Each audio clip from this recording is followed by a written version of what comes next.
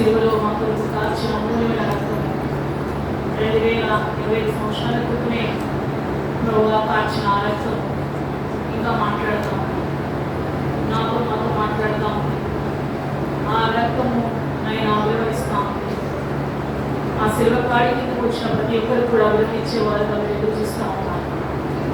మొదటి 5 మాటల ద్వారా మాతో మాట్లాడిన ప్రేమంతమైన స్థితిస్తూ ప్రతిదాన్ని కాడి పాత్రను ఒప్పుకుంటూ విధేయత చూపుతూ వాక్యం రెండంచుల కలిగిన ఖడ్గముగా ఉంటూ చెప్పిన మాకు వినే బిడ్డలకు నీ యొక్క శక్తిని దయచేస్తూ రమ్మని, ఈ సిలువ చాటు వస్తూ నన్ను వాడుకోమని, నీ కృపను అనుగ్రహించమని నా ప్రభువు నా మీ రక్షకుడైన యేసుక్రీస్తు నామములో అడిగి వేడుకుంటున్నాం తండ్రి. ఆమేన్. 6వ మాటగా మనము సమాప్తమైంది అంటే 5 మాటలను ప్రభువా నెరవేర్చినట్టు మనకు అనిపిస్తూ ఉంది. సమాప్తం అనగా ఇట్స్ ఫినిష్, కంప్లీట్ అయిపోయింది. ఆయన చనిపోయిన తర్వాత ఒకవేళ ఆ మాటను వేరే వారు అన్నట్టు మనకు అనిపించడం లేదు, కానీ క్రీస్తు ప్రభువారు సమాప్తమైనదని సిలువలో ఉన్నప్పుడే ఆ మాట అన్నారు.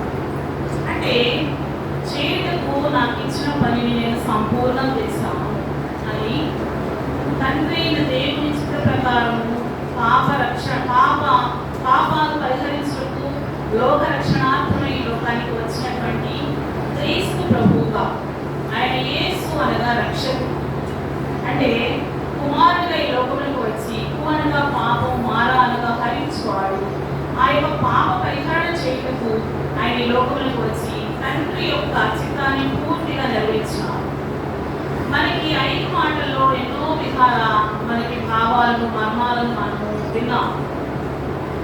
ఈ విన్న వాటిలో 5వ మాటలో తప్పికొంచున్నాను. ఆయన జీవజలములు ఇచ్చినటువంటి ఆయనకు బండ నుండి శిష్యులు చెప్పారు, బండ నుండి నీళ్లను ఆయన రప్పించినటువంటి ఆయనకు తాను దాహం తెచ్చుకోలేదా?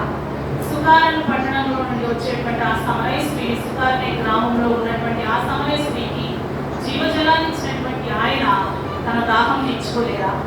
అదే భాగంలో వస్తూ ఆయన మన కొరకు ఆయన ప్రాణం పెట్టడానికి ఇవన్నీ కూడా నెరవేరుస్తూ వచ్చి తన వాగ్దానాన్ని, తన యొక్క ధర్మశాస్త్రాన్ని, అంటే మనకు 2 గ్రంథాలు విభజించబడ్డాయి, పాత నిబంధన గ్రంథము, క్రొత్త నిబంధన గ్రంథం. పాత నిబంధన పంటికి పన్ను, కంటికి కన్ను, నువ్వు కొడితే మళ్ళీ కొట్టాలా, నువ్వు తిడితే మళ్ళీ తిట్టాలా, అలాంటివేమీ లేకుండా క్రీస్తు ప్రభువారు ధర్మశాస్త్రాన్ని కొట్టివేయలేదు, కానీ ధర్మశాస్త్రాన్ని నెరవేర్చి ఈ లోకానికి వచ్చి తండ్రి చిత్తాన్ని పూర్తిగా నెరవేర్చిన వాడైంది, సమాప్తమైనది అని చెప్పాడు. అంటే సాతాను అనుకుంటారు, ఎంతో సంతోషించుంటారు, ఇతని పని అయిపోయింది, ఏమైపోయింది, ఇతని పని అయిపోయింది అనుకుని ఉంటాడు. కానీ శారీరక శ్రమలు అయితే ఏంటి, మరి సమాప్తమైనటువంటి రక్షకుని శ్రమానుభవాన్ని కూడా చూసినటువంటి ఎవరు వర్ణిస్తారండి? ఆ శ్రమని వర్ణించగలరా మీరు? కానీ నేను కానీ ఒక కలం పట్టి రాయగలమా? ఎన్ని పేపర్లు నింపుగలం మనము? ఆయన శ్రమను, ఆయన యొక్క సిలువలో కాల్చిన అమూల్యమైన రక్తము, అతి శ్రేష్టమైన రక్తము, అగాపే ప్రేమ చూపించారు. కేవలం కంటే అతి శ్రేష్టమైన రక్తాన్ని ఆఖరి కొట్టు వరకు చిందించి విధేయతను చూపించి సమాప్తమైనది అని పాప క్షమాపణ మనకు సిలువలోనే ఇచ్చేశారు. రక్షణాత్మకమైన మారు మనసును మనకు సిలువలోనే ఇచ్చేశారు. మీకోసం నేను క్రయం చెల్లించాలని సిలువలోనే చెప్పారు. మీరు విలువైన మారు అని సిలువలోనే చెప్పారు. అవన్నీ కూడా పాపపు రుణపత్రాన్ని కొట్టివేసి ఆహారముగా అందరికి కల్పించే విధముగా ఈయన అందరికీ సరిపోయిన వాడుగా, ప్రధాన యాజకుడుగా, మంచి ప్రథమ ఫలముగా మన కొరకు ప్రాణాన్ని పెట్టారు. మరి ఇంతకంటే మనకి ఎవరైనా ఈ పని చేయగలరా అంటే చేయలేదు. చేయగలిగిన వారు ఎవరైనా ఉన్నారు అని అంటే యేసుక్రీస్తు ప్రభువారు మాత్రమే చేయగలరు. ఆయన 100% మానవుడిగా తప్పికొచ్చున్నారనే మాటలో శిష్యులు చెప్తున్నప్పుడు ఒక ఆలోచన వచ్చింది. నిజంగానే కదా, ఆయన మనిషి కాబట్టి మనకి దాహం వస్తుందేమో అని మధ్యని సరఫరా చేశారు.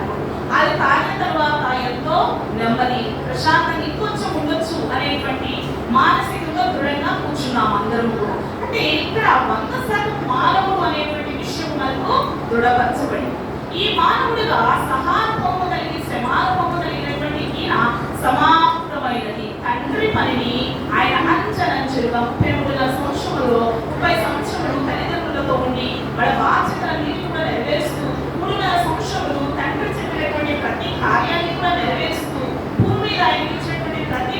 తప్పకుండా నెరవేరుస్తూ పాప నియమాలలో నుండి ఉన్నటువంటి కొన్ని ధర్మశాస్త్ర నియమాలు ఉన్నాయి. అందులోనే వాళ్ళు వాటిని కన్వర్ట్ చేసుకుంటూ పరిసయ్యులైతే, సద్దూకయ్యులైతే, యూదులైతే ఎన్నో క్వశ్చన్స్ చేశారు. చివరికి ఎంత ఘోరమైన మాట అంటారంటే యేసుక్రీస్తు ప్రభువారి దగ్గర, ఈయన వ్యభిచారి కుమారుడు కాగా. అది మనము అంటే ఊరుకుంటామా? ఆ మాట ప్రభువారు నోరు తెరవలేదు. అందరూ కూడా ఐదు మాటల్లో యెషయా గ్రంథాన్ని అందరూ కూడా ధ్యానించారు. యెషయా 53లో ఆయన నోరు తెరవలేదు. దౌర్జన్యము పొందాడు. బతుకు తేబడి గొర్రె పిల్లలు బొచ్చు కత్తిరించమని ఎదుట మౌనముగా ఉన్నట్లు మన క్రైస్తవులని గొర్రెలు అని చెప్పేసి ఎంతో వ్యంగ్యంగా పిలిచేవారు ఎంతో మంది ఉన్నారు. నిజంగా గొర్రెలని వదకు తేబడినటువంటి గొర్రె పిల్లలు. కాబట్టి మనం అది ప్రాక్టికల్ లైఫ్ యేసుక్రీస్తు ప్రభువారు ఆయన యొక్క సమాధానాత్మకమైనటువంటి పరిపక్షుడై ఈ లోకానికి వచ్చి సమస్తాన్ని కొట్టివేసి పాప పరిహారార్థమై లోక రక్షణార్థమై మళ్ళీ మనకు లోక కళ్యాణం జరగబోతా ఉంది. మధ్యాకాశంలో ఆయన ఎదుర్కొనబోతా ఉన్నాం. వధువు సంఘంగా మనం వెళ్ళబోతా ఉన్నాం. నామకార్థ క్రైస్తవ్యాన్ని సమాధి చేసి సమాప్తమైనటువంటి ప్రభు కార్యాలను మనం సమాప్తం చేస్తా ఉన్నామా? యేసుక్రీస్తు ప్రభువారు తండ్రి కార్యాలను ఏ విధంగా సమాప్తం చేసినారు? యేసుక్రీస్తు ప్రభువారు తండ్రి కార్యాలను తూచా తప్ప ఆయన మానవుడిగా ఉండి తండ్రి చెప్పే ప్రతి కార్యాన్ని నెరవేరుస్తూ తండ్రి అధికారంలోకి వచ్చి తండ్రి మహిమను పొందుతూ తండ్రి అధికారంలో తన మహిమను తీసుకొని ఎన్నో స్వస్థత కార్యాలు చేస్తారు. మరి తర్వాత శిష్యులు కూడా పేతురు అయితే, యోహాను అయితే వీరందరూ కూడా చేస్తారు. అంటే ఏలియాకి దేవుడు మాట్లాడాడు. మళ్ళీ ఎలీషా యొక్క ఆత్మ రెండంతల ఆత్మను కూడా మనం చూస్తా ఉన్నాం.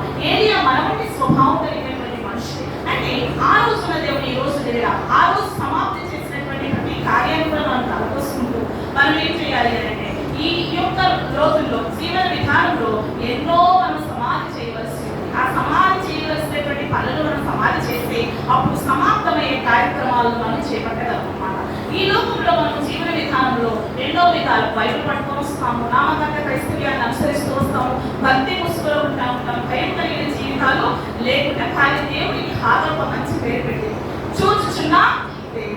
చూచుచున్న దేవుడికి తెలియదా? సమస్తము తెలుసు. మన మాట, మన నడక, మన పడక ప్రతిదీ కూడా తెలుసు. నీతిమంతులైతే సింహం వలె ధైర్యంగా ఉంటారని చెప్తా ఉన్నారు అన్నమాట. దేవుడు ఈ యొక్క సమస్తమైనటువంటి విధమైన కార్యాలు జరిగించడానికి ఆయన ఎంత శ్రమను అనుభవించినారు. మరి ఈ లోకంలో మనకు ఒక మాట చెప్తా ఉన్నారు. ఏమనంటే మీకు తగినంత మాత్రమే ఇస్తా అంటున్నాడు. శ్రమని మీకంటే ఎక్కువగా ఇస్తానని చెప్తా ఉన్నాడా? లేదు, కొంత శ్రమ మాత్రమే నేను ఇస్తా అన్నాడు. కాబట్టి ఒక క్రైస్తవ జీవితం జీవించేటువంటి ఒక వ్యక్తులంగా మనము బైబిల్ చదవడం కాదు, కానీ మనమే బైబిల్గా మారాలి. మనమే 100 మంది క్రైస్తవులు ఒక్కరు మాత్రమే సరైన బైబిల్ విధానాన్ని అనుసరిస్తూ చదువుతూ ఉంటారు.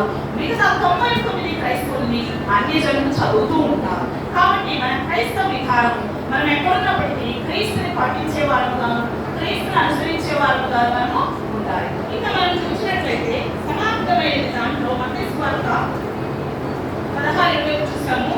అలాగే ఈ సమాప్తమైనటువంటి విషయాల్లో ప్రవచనాలు నెరవేరినాయి, అలాగే ధర్మశాస్త్రం నెరవేరింది, తర్వాత పాప రుణము చెల్లించడం కూడా జరిగింది. మరి ఇది ఎవరు పట్టించారు అని మనం చూస్తే ఈ సమాప్తం చేయడానికి ముందు ఎంతో మంది పట్టించారు. మనం అనుకుంటాము ఏమనుకుంటామంటే అదే చెప్పడానికి ఈజీ ఉంటుంది, చేయడానికి కష్టం ఉంటుంది, మా కష్టాలు మీకు ఏం తెలుసు అని మీరు అనుకోవచ్చు. కానీ నిన్ను పట్టించుకోవడానికి ఎంతమంది అంటే వాళ్ళెవరో కాదు, మనమే. వీళ్ళు ఒక్కసారి సిలువ వేశారు, కానీ మనం ఎన్నిసార్లు వేస్తా ఉన్నామంటే మాటి సిలువ వేస్తాం. మనం ఏం చేస్తా ఉన్నాము? మాటికి ఆయన సమాప్తమైందని చెప్పేశారు. పాపకు రుణపత్రాన్ని చించివేశారు. బాహాటముగా ఆయన సిలువకు అప్పగించబడ్డారు. క్రైమ్ చెల్లించారు. ఆఖరి పొట్టు వరకు ఆయన రక్తాన్ని చిందించారు. అయినప్పటికీ మాటికి సిలువ వేస్తూ మనం ఏం చేస్తా ఉన్నాము? ప్రభుని శిక్షిస్తూ ఉన్నాము. కాబట్టి ఆ సమాధానాత్మకమైనటువంటి ఆబలిని, పాప ప్రాయశ్చిత్తమైనటువంటి ఆబలిని, రక్షణార్థమైన ఆబలిని మనము ఆయనన్నీ కూడా నెరవేర్చాలి, ప్రభు వైపు చూడాలి అని అంటే ఖచ్చితంగా కొన్ని విషయాలు మనకు సమాధి చేయబడాలి. మన పాప స్వభావము తీసివేసుకోవాలి, పాప అలవాట్లు తీసివేసుకోవాలి. ముఖ్యంగా అహంకారమైన మనసు దేవుని ఇష్టమైనది కానీ వేశ్యనే దేవుని క్షమిస్తాడు, కానీ వ్యభిచారిని క్షమిస్తానని సువార్తలు చెప్తున్నాడు, కానీ వేషధారులకు దేవుడు చోటు ఇవ్వడు. కాబట్టి ఈ మధ్యాహ్న కాల సమయంలో దేవుని బిడ్డలుగా ఉంటున్న మనకు వేషధారులుగా బ్రతకొద్దు. ప్రభు కొరకు ప్రభు యొక్క ఏ విధంగా ఆయన సమాప్తం చేస్తారు, ఫినిష్ క్రియేషన్. ఆయన అన్ని సృష్టించినప్పుడు సమస్తాన్ని కూడా కలుగుందాక అని సృష్టించి ఒక్కసారి చూసుకొని ఇది మంచిది అనుకున్నాం. It's good thing. ఈ రోజు మనం శుక్రవారం రోజున మంచిది. చాలా మంది కూడా ఎడుస్తా ఉన్నారు. మా వీధిలో అయితే మార్నింగ్ క్యాథలిక్స్ మోకాళ్ళ మీద ఉంది, వాళ్ళు ఎంతో భక్తి శ్రద్ధలతో ప్రభు వారికి శిలువ ఊరేగిస్తా ఉన్నాం. హృదయంలో శిలువ కావాలి, శిలువ కాదు, లేదా అంటే మనకు చూపించే విధానం శిలువ కాదు, శిలువ కాడి కింద రావాలి. మన బ్రతుకుల్లో శిలువ